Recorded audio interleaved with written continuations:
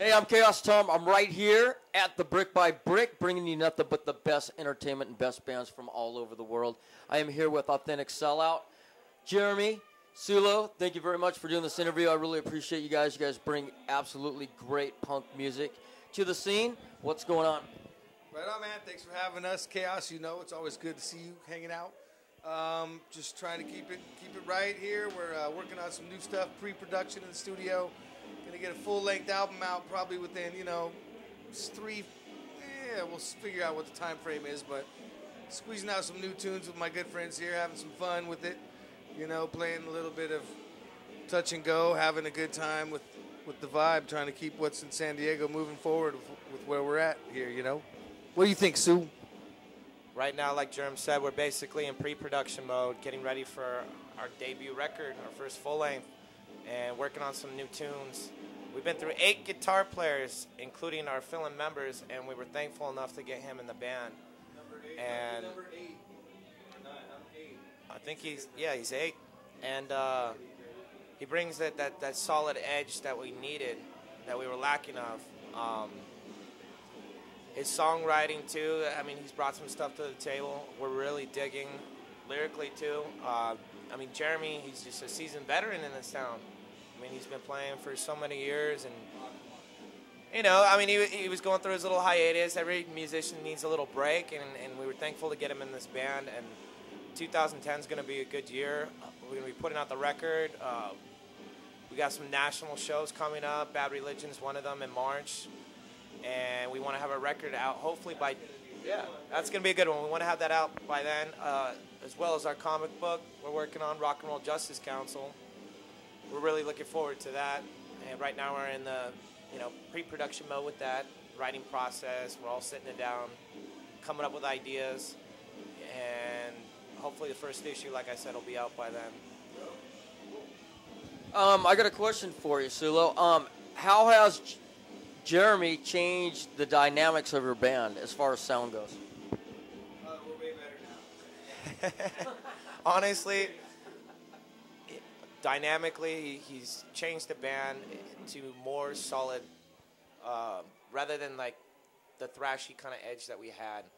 The last guitar player that he replaced, he was all right, but he wasn't what we're looking for. The last lead guitar player we had was great, but he was just a little too much over the top.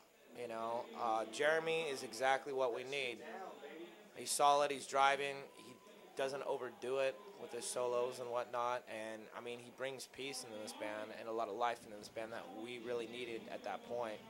We're going on 3 years right now with this band, and we're really excited to finally go in the studio and do this record. Our guitar players have been holding us back, and he's teaching us a lot that we didn't really know about being together as a band. It's like a brotherhood. It's all about having fun. That was the whole purpose of starting this band. It started out as a total joke, a one-gig thing. We looked at each other, we're like, yeah, people actually like these fucking songs we're writing, And Jeremy, he was enticed by that too. The fact that we're just having a good time, and that's what it's all about. A lot of these bands are out there taking it a little too seriously, like they're trying to run a business. You got to get to that point where it becomes business. But it's a lot of the time it takes the fun out of it. And we'd all like to get to that level, but one thing we always want to do is keep things fresh and alive. And most importantly, I can't emphasize that word, fun. So. Cool, man. Yeah, I've seen these guys several times, and it's a lot of fun watching these guys. You can definitely tell they love what they do. And, they pull all their funds right out of their pocket like many other bands. And, Jeremy, I know that you stopped playing music for a little while there, and Sulo somehow convinced you to jump back in the whole scene. You want to comment on that? Yeah, it was kind of funny, I was actually on vacation in Hawaii hanging out with my boys and playing in a reggae band with a good friend of mine that I just lost about 3 months ago. My brother Delta, God rest his soul. Good friend, but we were doing the reggae thing out there. I never really stopped playing music, but I stopped playing with local bands in San Diego for a little bit. So I got a call from him and Earl one of our buddies who does a little bit of work with the band, kind of behind the stage kind of deal. But they just put the offer out there, and I hadn't played for about a year and a half in a regular band, and it sounded good. You know, I needed to get my fingers busy a little more in the heavier categories. I've been playing a lot of more coffee shop style songwriting, working on a couple of things of my own, and then doing the reggae side project, Stone Like God, back in Kona. But you know, these guys called me up, and it sounded good. Came back, I said, what do I have to lose, you know? I packed my shit up. I said, hey, you know, we'll just figure it out. We'll feel it out. You know, I practiced to their songs a little bit, but I was more concerned with just how things were really going to click in the studio, you know. And we all sat down, and we met each other, you know, because I'd known Sulo years, but, you know, Marky Unknown and Andy, I had met those guys. We played shows on the same stage throughout the years, but never really, you know, hung out as buddies. And it was refreshingly comfortable, dude. It was like old shoes, you know? Putting on something that just felt like it was a good fit. And, you know, it was a little awkward at first because the stylistic differences, you know? I mean, I'm not really a big punk rock guy. I was more of a heavy metal reggae kind of island style with a big heavy crunch end.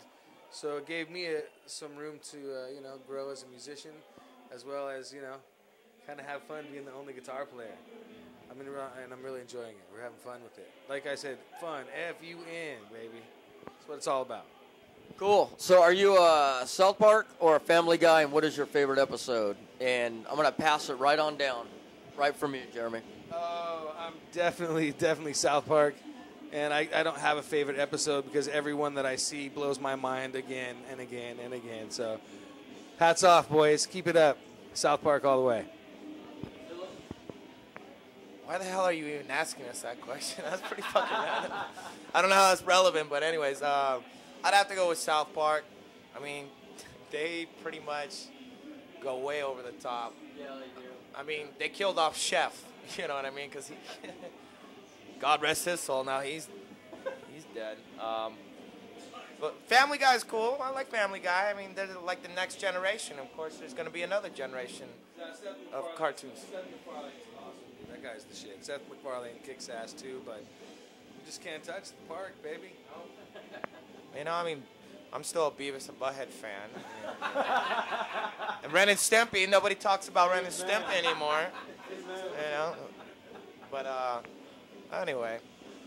Cool. So how can people get a hold of you? What is your website and what is your MySpace? So that way people can start tuning into you, Sulo. MySpace.com/Authentic Sellout, AuthenticSellout.com. We do have a show coming up. Our first show of the year is on Thursday, January 7th. It's a free show at the Second Wind in Santee with Mower and a bunch of other good local bands as well. It's going to be a lot of fun, and we got some new tricks up our sleeve. Hopefully, you know. That's right, man. And then we're going to take some time off, finish the pre-production, write some new songs. We have some songs on the back burner that we've been working on since he's been in the band.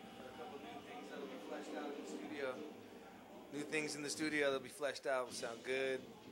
Some little, like he said, tricks in the sleeve. Stuff they don't even know about yet. I mean, we really want to keep this record as raw as we can. We want a warm, fat, old school sounding record.